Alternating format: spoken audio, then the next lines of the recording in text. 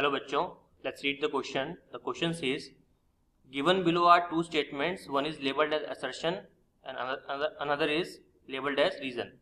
Assertion बोल रहा है a solution of product obtained by heating a mole of glycine with a mole of chlorine in presence of red phosphorus generates chiral carbon atom. Reason बोल रहा है a molecule with two chiral carbon is always optically active. तो आपको बताना है कि इसके अंदर आपका करेक्ट आंसर कौन सा होगा among A B C and D. तो क्वेश्चन को सॉल्व करने से पहले अपन चेक कर लेते हैं इस क्वेश्चन का की कॉन्सेप्ट.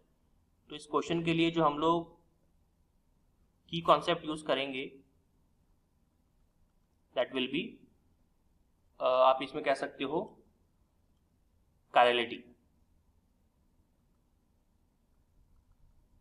तो यहाँ पे देखिए कुछ टर्म्स है जैसे कि कायरल कार्बन, ये ऑप्टिकली एक्टिव, ठीक है. तो पहले अपन इसकी थोड़ी सी बात कर लेते हैं, फिर असर्शन रीजन को की बात करेंगे. देखिए जब भी हम बात करते हैं कायरल कार्बन की, मैं आपको बताता हूँ एक चीज.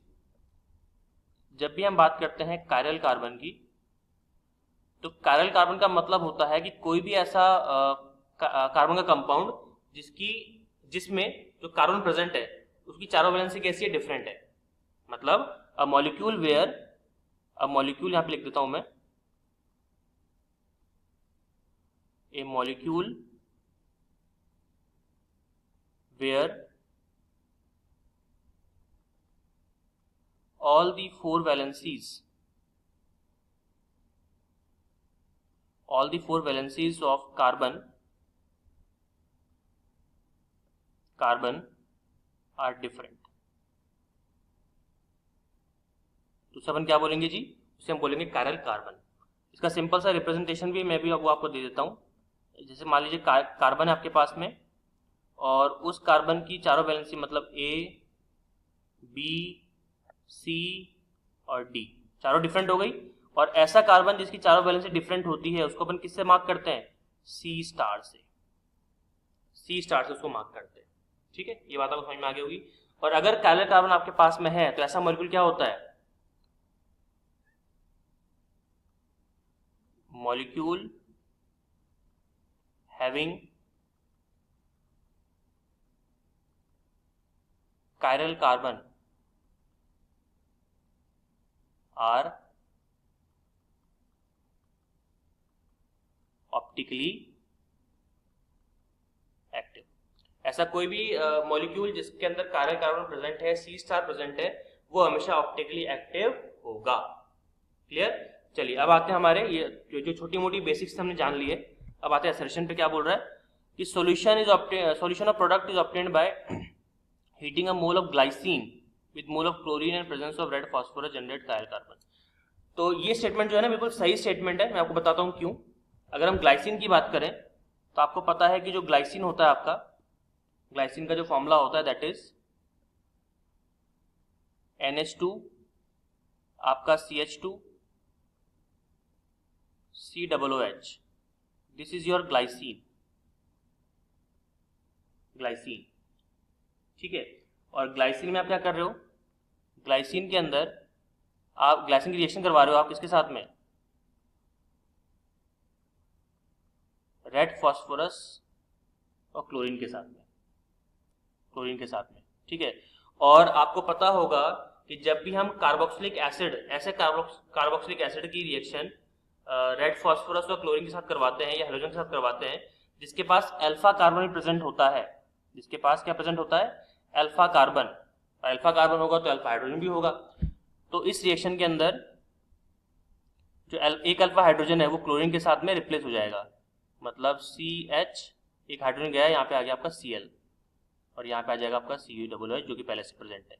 अब इस कार्बन को आप ध्यान से देखिए, ये कैसा है, C स्टार, क्योंकि चारों वैलेंसी डिफरेंट है. तो ये मॉलिक्यूल कैसा हो गया, ये मॉलिक्यूल कायरल हो गया. It is a chiral molecule.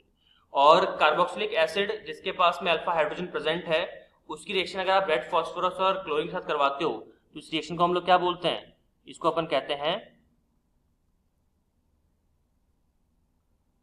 हेल-बोलहार्ड Zelinsky reaction. ध्यान रखिएगा, हेल-बोलहार्ड ज़ेलिंस्की रिएक्शन, तो शॉर्ट में कहते हैं HVZ रिएक्शन. तो पहला स्टेटमेंट कंप्लीटली ट्रू है, कोई दिक्कत इसमें नहीं है, तो A option is true. Reason बोल रहा है a molecule with 2 carbon is always optically active, बिल्कुल गलत स्टेटमेंट, मैं आपको बताता हूँ क्यों। आपके पास एक मॉलिक्यूल है सपोज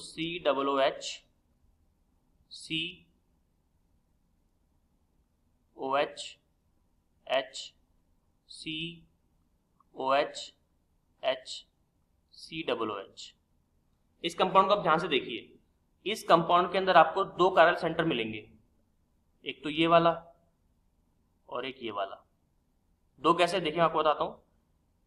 अगर मैं आप इसको रेड से मार्क करूं तो इस कार्बन के रिस्पेक्ट में एक ग्रुप ये हो गया, एक ग्रुप ये हो गया और एक ग्रुप ये हो गया, 3 ये हो गए और चौथा ये बड़ा वाला ग्रुप, तो 4 ग्रुप हो गए डिफरेंट, तो मतलब C* हो जाएगा, ये कायरल सेंटर हो जाएगा। सेम टू सेम काम उस कार्बन के लिए करो, तो यहाँ पे 2 कार्बन सेंटर है, कायरल सेंटर है मतलब। लेकिन ये कंपाउंड कैसा है, आपको जान के हैरानी होगी, ये कंपाउंड आपका ऑप्टिकली इनएक्टिव है। ऑप्टिकली इनएक्टिव है क्यों? इस कंपाउंड को हम कहते हैं मीजो कंपाउंड। मीजो कंपाउंड क्योंकि यहाँ पे अगर आप ध्यान से देखें, मैं इसके ऊपर रब करता हूं, यहाँ पे अगर आप ध्यान से देखोगे तो मैं इसको हाईलाइट करके दिखाता हूं आपको। यहां पे एक मिरर रखिए आप, मिरर इधर, जब इधर यहां पे आप मिरर रखेंगे बीच में, तो आप ध्यान से अगर आप देखो तो क्या ये वाला पार्ट, कौन सा वाला, जो ये वाला पार्ट है, ये वाला पार्ट, ये इसको मैंने हाईलाइट कर दिया है, ये वाला पार्ट और इसके नीचे वाला पार्ट, मतलब ये वाला,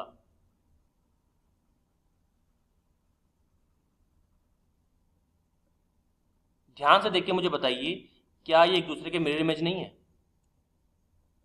तो कंपाउंड के मतलब कंपाउंड क्या शो कर रहा है यहाँ पे, ये मैं आपको क्या बताना चाह रहा हूं, कंपाउंड यहाँ पे शो कर रहा है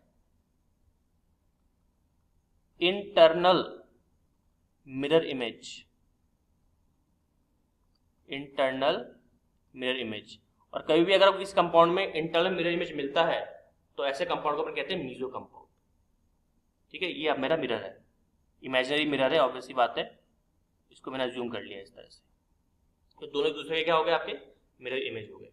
तो बिल्कुल गलत स्टेटमेंट रीजन आपका कि हर बार जब अगर 2 कार्बन प्रेजेंट हो तो हमेशा ऑप्टिकली एक्टिव होगा, नहीं, मीजो कंपाउंड के केस के अंदर हमेशा कैसा हो जाता है, इनएक्टिव हो जाता है। तो वी कैन से दैट कि असर्शन तो ट्रू है लेकिन आपका रीजन फॉल्स है, इसलिए option B should be the right answer. तो फाइनल आंसर क्या हो जाएगा आपके पास, option number B. Hope you understood it well, all the very best.